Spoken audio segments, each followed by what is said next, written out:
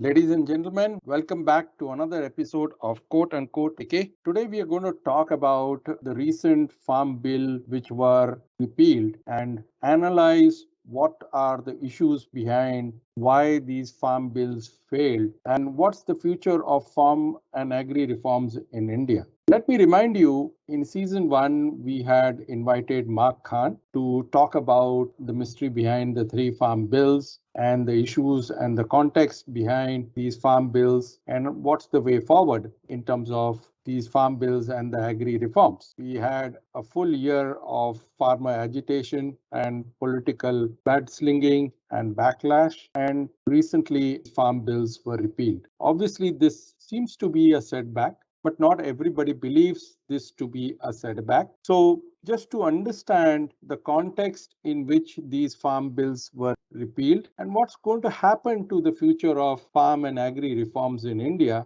I have invited back Mark Khan, the partner at Omnivore Capital, who spoke to us in our first season. Just for your reference and refreshing your memory, Mark is a founding partner of Omnivore Capital, an impact venture fund that invests in Indian startups developing breakthrough technologies for food, agriculture, and rural economy. Mark has been executive vice president at Godrej Agrovet, one of India's foremost diversified agri group. And also, Mark started and incubated this fund out of Godrej Group. Prior to starting off this fund, Mark had also worked with Syngenta. And Mark has a BA honors from University of Pennsylvania, UPenn, and an MBA from Harvard Business School, where he graduated as a Baker Scholar. Mark has been on several industry bodies, including CII's National Council on Agriculture and member of the Agri Innovation Showcase Advisory Committee. To also help us understand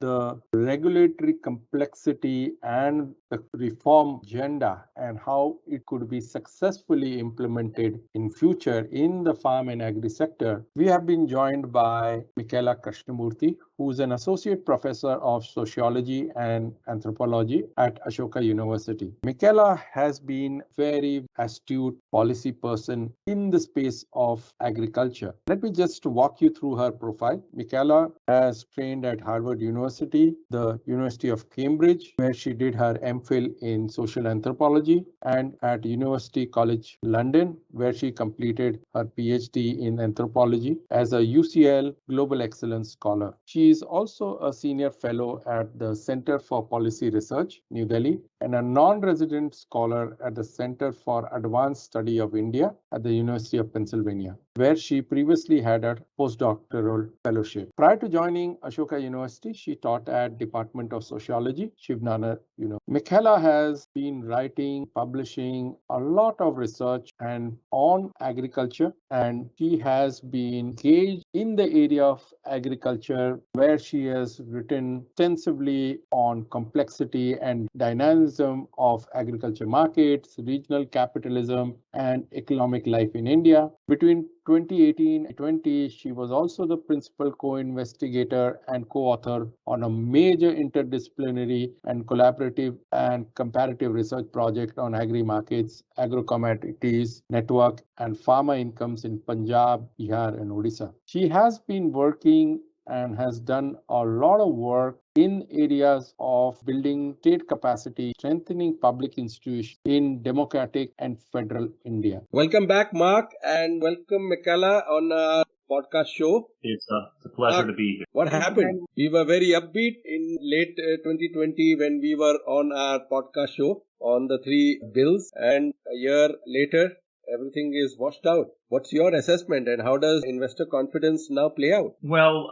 I want everyone to take a giant about the impact of the rollback of the farm. Let's be clear, they were mooted, they were passed, they were almost spent, and now they've been rolled back. So I think, when we were asked by journalists after ministers rolled back the laws, what the impact was, I said basically nil.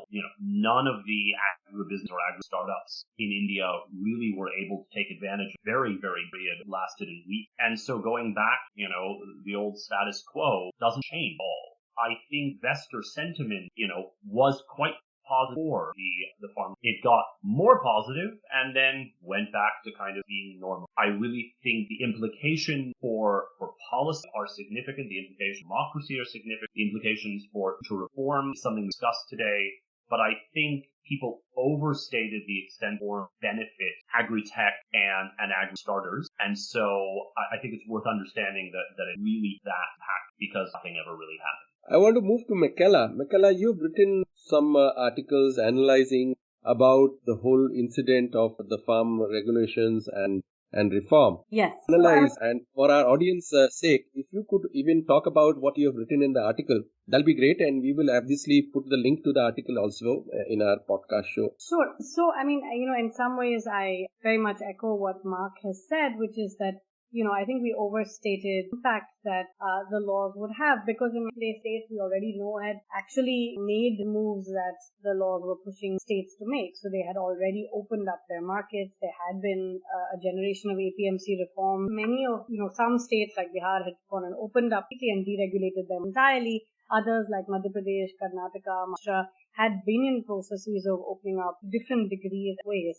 My own view is that was the way in a good state subject. That is how reform should happen. The pace will always be uneven. There will always be diversity. And I think it was unclear, given the extent of reforms already that had been put in place, why a new central law on what has been the first transaction. Very much interstate trade is one component, could have been opened, for certain kinds of reforms. But this wasn't about interstate trade. It was about primary market. And given the diversity of these markets, complexity of the fact that they are and will have to implement it in the states in any, I think we should have tried and persisted with the approach that had been folded, renewed those efforts at the state. So in some ways, I feel, although, a lot of agricultural markets got a lot of airtime, I think the approach to the reform was not at all optimal in the first place. So in that sense, from a federalism point of view, from a point of view of what policy making in agriculture should look, I think we are back to a place which is not a bad place. We just need to renew our commitment. So I think that is the first point I'd like. The second is that, while I think many states had already enacted some moves to open up the APMC system, and I think that those were very important, these laws went too far in the deregulation. In a subject where from a farmer's perspective, you need better regulation. You need well-regulated agriculture. You don't need deregulated markets, and you don't where there is certainly more regulatory ambiguity and a turf war between centers. So actually what you had, if these laws had been implemented, would have been a lot of regulatory confusion, because now you had trade areas, market areas, some came under APMC Acts. So thinking from the point of view of any kind of agricultural enterprise or agro-enterprise, buyers trying to enter these, you had actually created more confusion, because you now had a proliferation of different kinds of regulatory regimes operating within a particular state and then across. So India needs better regulation, more thoughtful public in agricultural market, and the states need to do a much, much better job. The center has a critical role to play in coordination and in building a policy. But so in some ways, I think, this hopefully will take the right lessons away from exercise, and whatever has happened. It's been a sort of really tragic year in some way, and polarization hasn't. But I do feel, coming into this new year, we take the right lesson from this and recommit to a much, much better agriculture. I'm not particularly. I think I'm disappointed, because here is that form of the agricultural sector in any way, shape, or form become a third rail in Indian politics. That's my source is that both at the state and central level, politicians will look at this experience and say, it is not worth changing the status quo. One way or the other, we will find ourselves booted or hoisted on our own petard and just not reforming. So my fear is it has a chilling effect politically on any policy. The second point that I wanted to kind of build on saying, I think what's a bit unfortunate is, truthfully, only one of the three major really I mean, they all got bundled together protests, because, I mean, to be clear, they were issued as three laws. But truthfully, right, it was the form of Mandis and APMC really the thing that most people took. I think the law around contract farming was always very speculative, and almost because globally so little contract farming actually takes not that to have, that contract. And so I never thought that law was did what the things. And then finally, I'm honestly upset about the re-regulation of the Essential Commodities Act, which is truly a pre-liberalization law that I feel is anachronistic at best and really limits the extent to which modern agribusiness structure and export-oriented development. I'd be curious what you have to say. Mark, thanks a lot for coming, because I think you're absolutely right. The three acts are they have different history and different treatment, in fact, yeah? And they actually address very different problems as well. So I completely agree with you that the most controversial and the one which went too far and deregulate was the trade and commerce, the FPTC, and there, all the problems that are military and sure. Tension, and it was just very poorly drafted, and we would not have done this kind of even put a policy framework like this for any significant sector, certainly not where we would not have protected exchange in a more rational, right?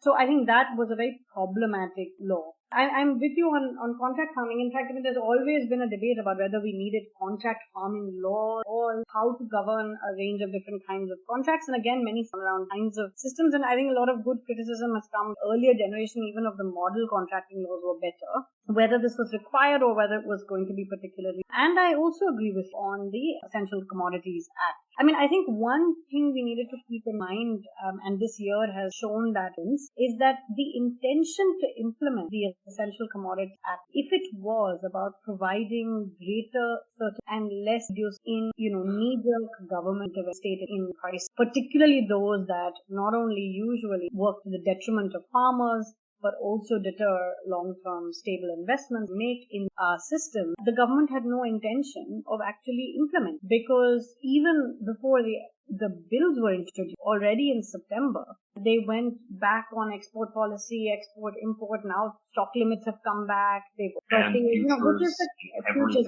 Futures again, which had nothing to do with ECA, right? So ECA was supposed to be a signal. The amendment was supposed to be a signal that we are going to shift the way we think about state, particularly when it comes to price policy that usually looks at rising prices about consumers in a very short to a much more reasoned approach to how you would manage. It would not only include stock limits, but also how you think about trade and movement. Now, I think there we saw very clearly that wasn't the, and it means that you need a certain degree of technical understanding as well as a much greater degree of creativity in exploring the ways in which you have to manage prices. And this gets much more complicated, of course, with the MSP debates. But in general, understanding the role of state intervention in price when you do have a large number of producers, consumers, or poor consumers. This is a sensitive issue. It's a sensitive issue in every. But this short-term, knee-jerk, idiosyncratic, unpredictable policy works for no one, and it certainly doesn't harm. So I think that I agree with you that the law would have been desirable if, in fact, the law was a signal that it was shifting. But clearly, there wasn't the. And you saw that even when the laws hadn't suspended. And also to say that even in that, one should have thought a little bit about questions of price discovery, understanding market intelligence better, right?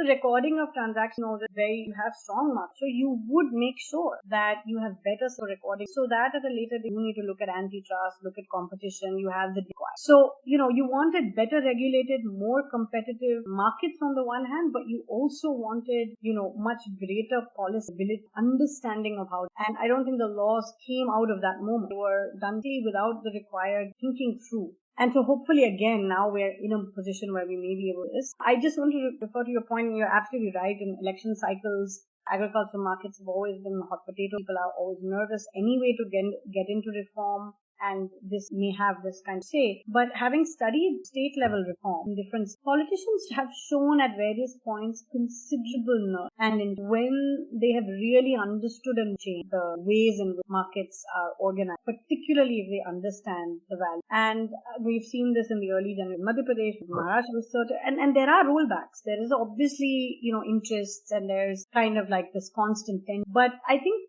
state-level reform is not, sometimes we don't see how hopeful it can be because states have made fairly big strides. Karnataka is another state which really held its nerve on certain critical reforms. Of course, it's an ongoing course, keep deepening. But the states often do more than we give them credit for, and I think state level do have the balance. You think that state level policy not will understand just how rooted opposition was to the politics of Punjab and Haryana and UP. Correct. And we spoke about it in our podcast, 5,000 crores of revenue that the state would lose out. The Punjab APMC get. Exactly. I think states get it. Yeah, that would be my sense. I think states understand this, but I think a very important question, direction that the signal in terms of the depth and breadth of reforms in this that they will support. So, if we keep going out with rice procurement, that's where the incentives are stacked, then you'll have the kind of tension that you currently have in Telangana, where they're pushing the center to buy more paddy and grow more. But if you can give a signal that you're really looking at deeper reform and that you would support other kinds of trajectories, I think the states will respond, and I think they see it, and it's also vital for them. So I do think that there is a possibility. But for this, the center, it has to not become a task. The center has to support the states in getting to their goal. It cannot be about who gets credit.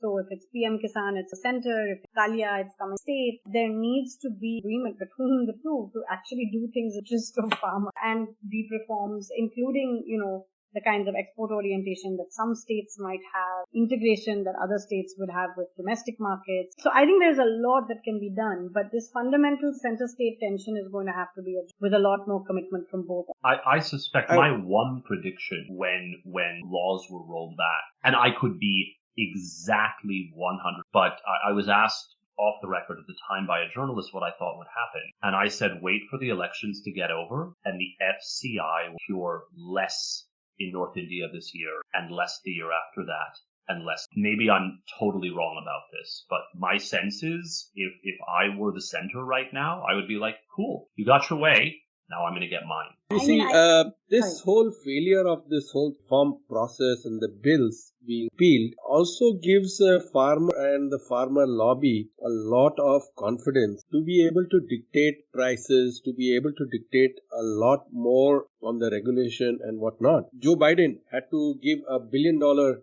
grant just because poultry and other prices have inflated so much that it's out of the bounds of the consumer. So I believe that the same may happen in India, whether the Essential Commodities Act is implemented or not. We are seeing prices of agri-produce at the consumer end now increasing, and food inflation prices are also going northward. Does that mean that in future the farmer lobbies will be able to dictate much more aggressively the pricing of agri-produce that they want to sell? I want to take a stab at this by contextualizing America as the American on the call. You have to remember that America only has, India has, depending on whose number you believe, let's say 100 million. Some people say it's less, but let's just average it out. The power of the farm lobby in the United States is a function of consolidation. The fact that there are only 2 million farms, right? Many of those are hobby farms. And so you probably have a couple of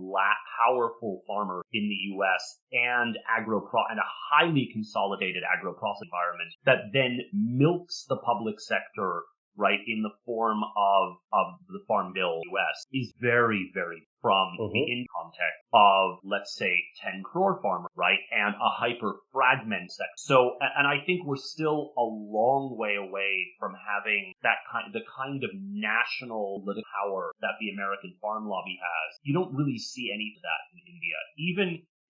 Even the quote national protests against farm law were really Punjabi, Haryanvi, right, farmers, primarily, some from West P. It was an exercise in power, certainly, but I don't think we have a national idea, and I don't think we're likely to get one. No, and I think, Mark, just to echo what you're saying, it's not only that we don't have a farm movement, we certainly don't have a farm lobby, right? Movements are more sort of diverse anyway than lobbies, sure. Which have to be very consolidated. And even the unions in Punjab and Haryana, I would argue, are not. And, the way they had to manifest that protest shows that they are not a lobby. Lobbies don't protest. Lobbies do other things which are largely behind the scenes. And I don't think farmers are portraying, or thinking. One, I think you're absolutely right about the hyperfragmentation. The vast majority of farmers, earn less than 10,000 in a month. They are not powerful. Secondly, I think when prices have gone up, even in the previous time where we saw higher commodities, they were responding to global prices. Indian farmers are overwhelmingly priced. And wheat and paddy is only two of the crops, and most farmers in India don't even get the MSP on them. So they are price, most Indian intermediaries are price stick, right? This idea that intermediaries set prices, they do within a context of, fragmented markets and some amount of local market power. But certainly in like the soybean markets or the maize markets that I know well, they are not price setters. Around more in order to have cartels. Exactly. Right? So there are some, and certainly in local generally, areas, use, some market power, use cartelization, syndicates, but they're very small, relative. And they don't wield a huge amount, like the Chile Simbala, so it doesn't wield a huge amount of state political power, even in Odisha. Maybe at the district level, certainly in the blocks, they're powerful, but they don't have that kind of reach. And again, I would remind everybody that overwhelming when it comes to rising prices and the whole fear of a huge amount of inflation and other inflation, we've actually seen low commodity prices as a result of a whole range of things, both domestic and international prices. And usually, when you start seeing a rise, this is when you start seeing the stock limits come in, export bans come in. The state only ever, this is the ironic thing. It doesn't matter power. Usually the state only intervenes meaningfully in markets. Yeah, exactly. So I don't see at all this giving farmers confidence that they can dictate price. To dictate prices, you need to have market power, and they don't. You also need to have, one of the things that's missed is an ideology, political policy idea, right? I always thought it was very refreshing when, for all of his complexity, when Sharad Pawar was of Agri, because he presided over a time of rising global commodity prices. And though there were significant, then try to check rising consumer prices, net, and Mekhala, you've probably studied much detail. My sense is that he was willing to let farmers eat those prices to the benefit of farmers. Yes, I think there was, that was a one moment where, and people started saying this as well, right? That, if you're going to push diversity, if the theory is that as people get a little wealthier, they're going to eat more diverse food, then that price is going to have to go to farmers, right? After all, farmers only get a proportion of what consumers are willing to pay. And Mark, I think you're right that there was a sense that we have to ride out a pain between consumers and producers, as you said, and the ECAs, that there has been an overwhelming policy reflex to, whether it happens with pulses or with oilseeds. And what is unfortunate there is that we don't really think about better rationals, right? So the state can have, and people who have been part of NAFED and others have thought about this and even ideated, but nobody ever takes it up, that, for onions, you want to have a small amount of buffer stock that will allow you to, in markets where you see prices go up, hurting poor consumers, give them some relief, or you want to transfer cash in certain ways or have a PDS more diverse so that you can provide a little more reliable, a wider group who are not able to access goods. There are ways in which you can do it without knee-jerk.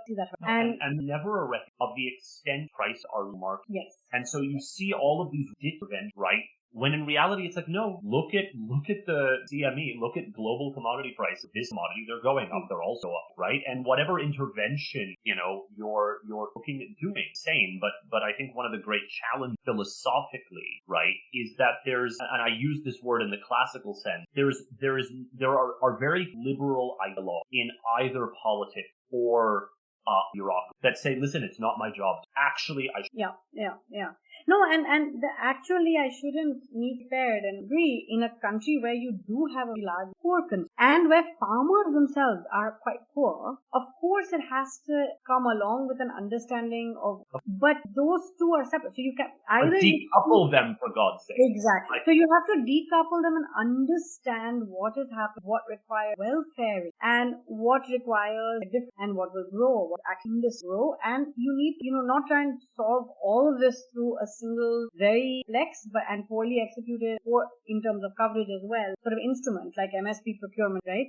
You need a lot more, both in terms of procurement side, production risk, market risk, and in terms of looking at what does it provide good and go beyond like a narrow period to actually providing for a period of time, right? And again, these are not going to be endless, but India is in a transition. Those transitions are complex and diverse states, and policy making needs to be extremely both as you say, sort of have a philosophical and ideological clarity, but it also needs to then have institutional capacity to be very adaptive to the kinds of requirements that different, groups of people in India will have. And therefore, there is a big nutrition challenge as well. There is a very serious production side challenge.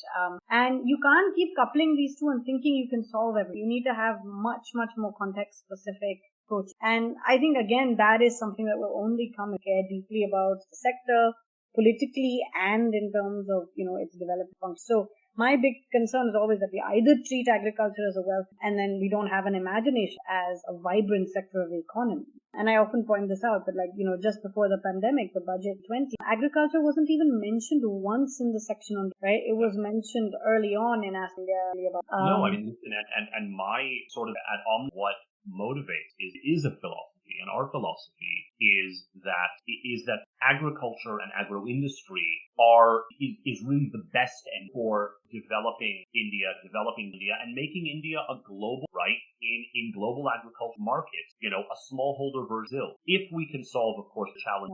But the idea that agro-industry processing and exports are a path out of abject poverty for millions of crores of farmers over, 20 years. But half of these, both farmer and welfare policies, not abandoned. Let's be clear. Exactly. I am from the left. I am not right. But using input price subsidies and output price supports to manage entire is, as I've said many times, a Rube Goldberg device. Yeah.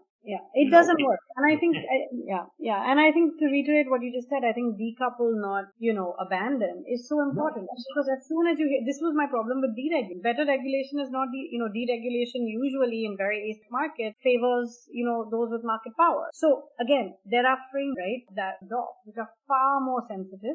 And I think the final point is, India has always been important in lands, but not on its own terms, right?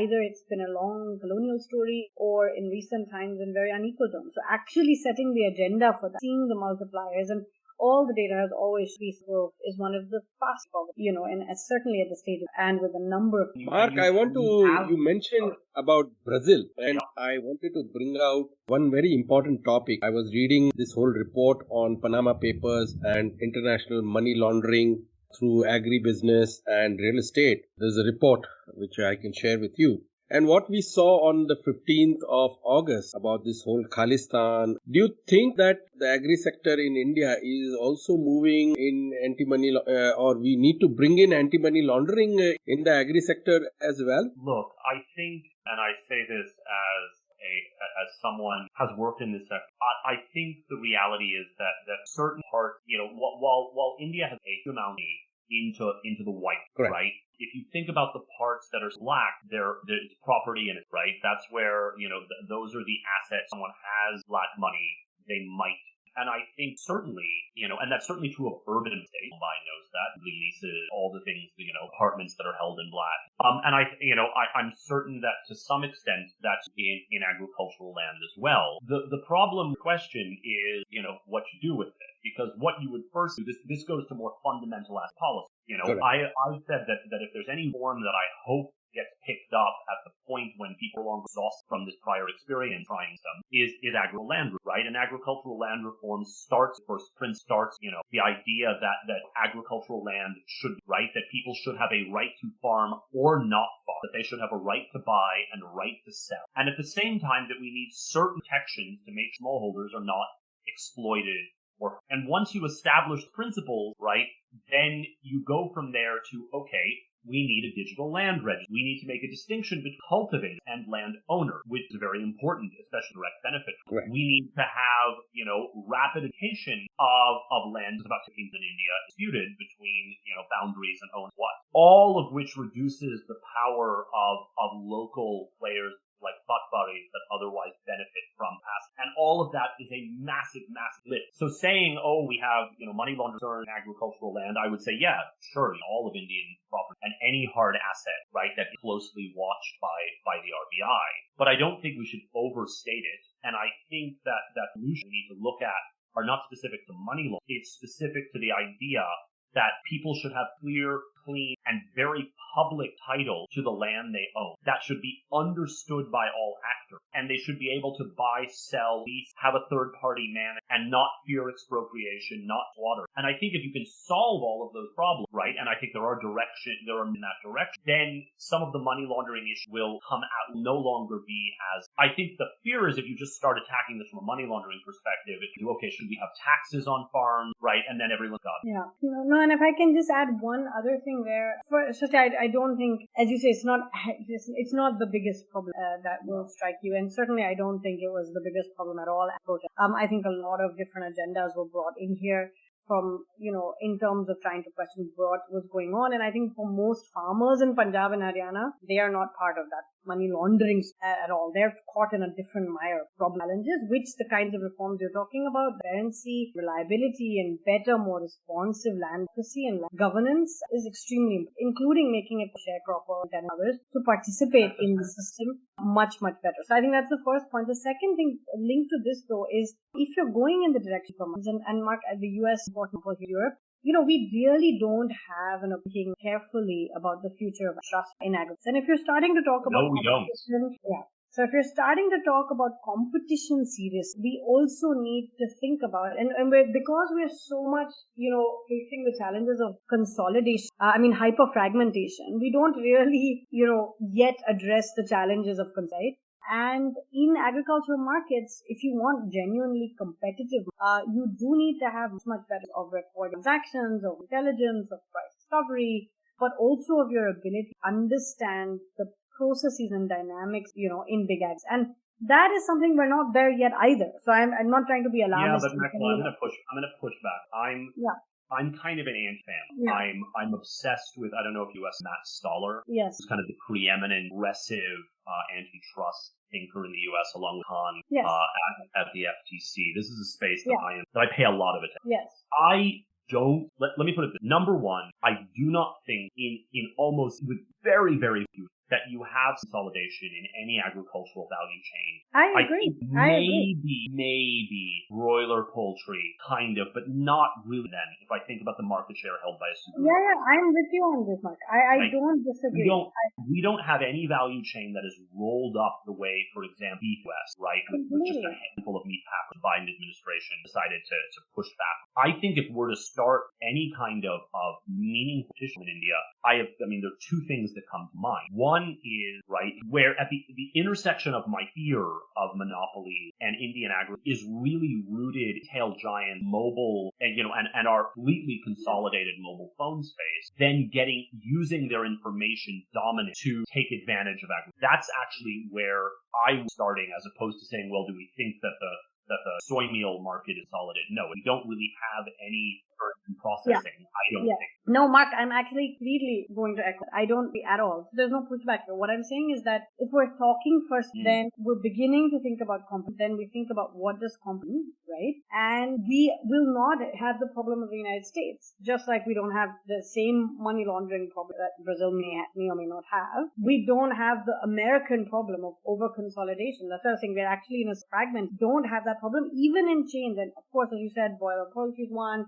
Oilseed, you'll start seeing a little more consolidation in other areas. But even there, we don't have those problems. But I think the genuine challenge of, say, retail, consolidation, what you've just pointed out, data, these require a force, right? Like for us to see what might happen. And we've heard that in the farmer, right? Exactly. Even if it was right fear, people kept saying Ambani, Adani, right? Yeah. Even though, Adani, while it is an agri-processed special oil, I would not call it a monopoly, right? But I can't think of but in our mobile sector, it is, it's essentially a duopoly. Yes. And starting to say, it could never happen. We are also, the US is a good example. A century ago, 2 centuries, things happen and moments occur, right? And conjunctures, information, this is the conjuncture we are in. So being aware of that and understanding what occasion might, and then thinking about the kind of, so like Competition Commission of India is not ready to do these kinds of things. Think about policy, right? They're not lifting their finger, giant, completely consolidated their face, right? Exactly. I don't want to start them down the path on ag. It's like, guys, there's some way lower hanging fruit. Bigger things for them to get Exactly. Exactly. So I'm not going to, I'm saying in both of these cases, the proximate thing that we should and have better markets, better land reform are all the critical agendas. But there is a forward-looking agenda in wired areas, and say antitrust is a big one, but not like it wouldn't be at the top of my list of things that we have to start with, but I would put it in the mix sooner rather. I actually think meaning land is the best way to avoid the innovation of hyper-consolidation, because we need to decouple the idea of land as an asset from farming as right. And that has been done successfully. While Brazil is obviously very, very consolidated space, if you go to Argentina, you will find a lot of urban Argentines still own their family homes, right? I know it sounds a lot from an Indian standard, but let's say 100 hectares, but they have a third party managing it for them really and fairly, as if they were, having a property company, oversee the apartment bought as an investment asset in bank, right? And I think that's important that we correct, because I think otherwise you have this situation where I don't ever want, where instead of 100 million farmers, we'll have, a crore of farmers that will own everything. What I would rather see is all of these small holdings, the assets to be owned by people who then lease them out or have third parties manage them or have rental income. There's no that people owning these assets, right? And that's actually a better and more competitive. I think it's something we need to. I think the land issue is seen clearly if you work in Bihar. I mean, so many, and they're suboptimum for everybody. So I think getting back into thinking, it's the decoupling problem. And so there's a series of decouplings that need to happen for us to get better. Yeah. Do you have any, let me ask you as a policy person, folks face, what gives you hope? Where do you see either, bureaucrats or politics kind of get it and that are I think in India, really, I think the dynamism has to be looked at. And I think in the States, there are both politicians who see the deep problem, right? And I think, again, often the problem is how do you do this over because this is really long haul. And sometimes it happens and it dips out and comes back. Even, the market reforms that happen in a state like Madhya Pradesh, begin in the 80s, then they go into suspension, then they come back in 2000s. And it's interesting to meet where you act some of reform consolidation. So, the famous thing about democratic consolidation, right? That you need to have two elections where the loser doesn't call off the game, right? To have something like democratic, say, consolidated. You need that kind of thing with reform, where in a situation where you have a change political party, the reform is deep enough that people don't, right? And interestingly, this was one moment I saw happen in Madhya Pradesh, 2000. Vijay Singh had bringing IT, opening up all the traders. There was a lot of thing. And then he lost the election, right, in 2003, and the BJP and the traders redoubled their efforts, consolidate and to close the amendment, because they felt this was their party. And the BJP held its nerve on opening up, right? And that was important where you actually see people hold the line. And we've seen this in other major reforms. I remember even in different community health worker reforms in Chhattisgarh, where the only thing that changed was the name. So it went from Indira Swasthya to just Swasthya. So you need to have that kind of ground built, which means you have to really believe and understand. And I think in the States, one worked over, there are moving in. And often, this is what was interesting, like two of the states which I think would have actually been most affected by the FPTC law were actually both BJP states, both Madhya Pradesh and Karnataka were some of the states that have done the most interesting reform and could continue on that trajectory, right? So I do think that done more, I think politicians get it. I think one big problem with policy is that we don't engage enough with the politics. We engage too much with bureaucrats who move around them. But the politicians do get it. And when they get it, they can do extraordinary things. And we have to remember even the regimes that we've got that we now want to reform.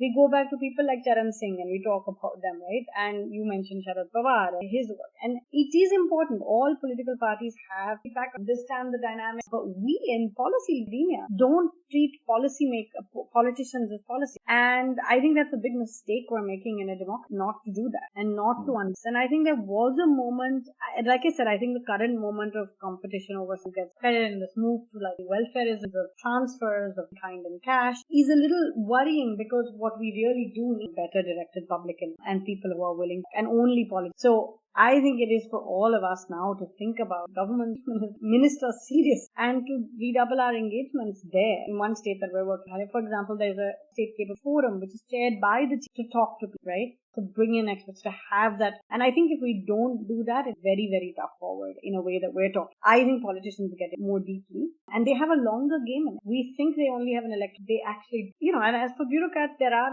many of them now with a lot of experience. Of course, they tend to become clearer and more engaged sometimes as their former. But there's a lot of collective experience across state which we can draw. And I think people get it. So that's some cause for hope. It's going to need a lot of work. There's more there than Mekhala and Mark, one quick question. You mentioned the budget's coming, and obviously a lot of recommendations from the industry have gone in. What do you expect in the budget? Is the finance minister going to give some sops to the agri sector and signal certain confidence back to the farming and agri sector to win back, given that there is an election also? What are your thoughts on what's going to be announced in the budget? My thoughts are, all right, not discussion podcast, but I freaking love budget. First of all, I think the biggest gift that any finance could give India policy. I can't stand that every year who gets what's soft, what is the one thing that as a long time American immigrant to India that I wish people learn. Things exactly right. Your job is to provide policy, not sops, not breaks, not discounts. I don't think people realize how much of a holdover, right, this approach to budget drives me nuts. All I want them to do 1 year is change. Yeah, it's a very interesting observation, Marka.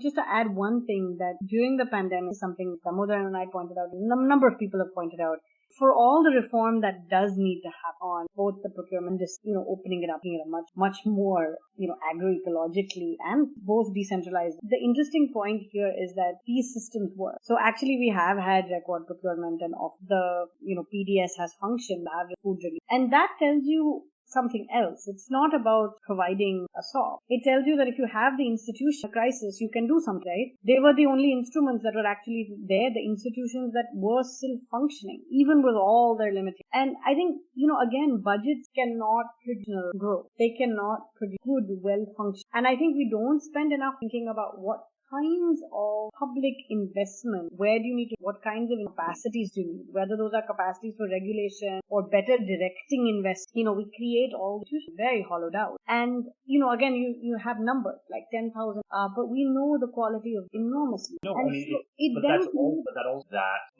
given reality, given that it's so very different, right? Because if I look at my own country, the only thing happened the last 50 years, hollow, right? Yeah. Like to an incredible, right? To an insane, right? In New York after 40s, they vaccinated 8 million people, okay? So the hollowing out of the public sector phenomenon 80 global. But then I look what maybe for the environment that we find ourselves in. What I would love to see, if I were to say one thing, KK, that I would want them to take as much, keep the agriculture budget but triple the amount. That would be the more, given that we have no functioning institution, right? But UBI works real well, right? Then maybe the answer, right, rather than hoping for a love question is, how much can we just, and this, I think it goes back to coupling, agriculture from farmer welfare. How much can give in farmer welfare and then hopefully get a freer hand, and do that tit for tat. I once, many 12 was at IIM Ahmedabad, and I was asked students studying in the agribusiness management there, how much in a direct benefit trend you think would have to pay for a farmer to accept no more input subsidy, no more outright, nothing, no discounted fertilizer. I think that could be irrelevant, but I would be curious. So I think PM Kisan has a similar problem in terms of income that you mentioned land, right? That it goes to landed farm, and part of the problem again, we see a lot of tenant farm culture was excluded from. So that is a problem in terms of inclusion. And some states like Odisha and others have got better at figuring out how to include more to farm in the DB program, right? So I think if that's it, there remains a problem, it can be addressed. I also think the point you're making was an old debate that was also rehearsed when we think about micro livelihoods, right? And the people who were actually talking about livelihood finance said you need much more if you really want farmers or any other kind of invest in someone. Otherwise, all of this goes towards consumption, right? And that's completely understandable in the context, and that is the point about, blank transfer. They will use it for what they will use it. But if you want to actually get them to use a change, you need much more. So I think I'm not opposed to that. I think your point about institutions is very well taken. I mean, I run a state capacity initiative, and I completely, a lot of time it has to go in trying to think about, are we dreaming up some dream of institutions, and are we being incredibly nice, right? And so I would say in the short run, immediate space, moving more to cash, giving people larger, letting that at least happen. If that is solved, fine. But eventually, whether it's for agriculture, whether we are going to have problems, and that will require the use of public, right? And better, more well-directed public. Again, it's not about whether it's all in the public sector. I think part of the problem with the public also was that we imagined you needed to enterprise, and that is not necessarily where we have to go or keep going, right? Public institutions are not the same as public sector enterprise. And well-directed public investment in infrastructure. We've seen this time and time again, even with this in agribusiness, companies and corporates and others go where there has been good modicum of public investment infrastructure exists. Transportation, there is a better system for movement, storage. The idea that you just leave it to everyone and the private sector will come and invest, we've seen that doesn't happen. Again, Bihar may be an extreme example, but there are many other states which will bear you out on, right? The problem is, and again, it's about putting the right things at the right. You have this green revolution, an example of what public sector investment does beyond public enterprises, not just the FCI and procurement, but looking at the entire ecosystem. And you wrote very powerfully recently about agricultural science and the institutions of agricultural science. There are a whole range of other kinds of investments that need to happen in this space. And I think we've learned our lessons. We've learned our lessons on bad reforms. We've learned our lessons on one size fits all. We've learned our packages with the Green Revolution. What we haven't seemed to learn is the lesson of the role of the state in providing taking certain kinds of risks, providing certain kinds of that no other actor can. I want to share my experience. When I was part of the Prime Minister's Committee for Food and Agri Reform, the PMO himself asked the Minister of State for Agri, the Minister of State for Finance, and the Finance Minister to actually go down to every state and start discussing what their issues and problems are, so that an overall budgeting and policy framework to allow for funding of the reform process, which started in 1999 budget, a Big Bang budget, and then went on for 2000 and 2001. We have all these GST councils, and don't you think we should probably even have an Agri Council where the center and state can actually openly discuss their issues and what their requirements are, whether from a budgeting or finance or from regulatory point of view? Is there some sort of a mechanism where we can institutionalize this with the politicians? I mean, I just jump in, quick response to that, but I think it's a very, very important, and it's not easy. And I think part of the problem with this, we all are talking about a GST council-like structure because we have this one institution, and we know the GST council has also got its challenges. But I think unless we really invest new imagination for what federalism and intergovernment India is going to look like, move beyond the terms competitive and cooperative federalism to actually investing. And this is a great example of investment that simply hasn't happened. It's not particularly expensive and does not require enterprise or like a big PSU to be created, but actually requires an imagination of governance. And, I think this idea has actually been, discussed quite a lot. And it's a moment, even the current Prime Minister, when he was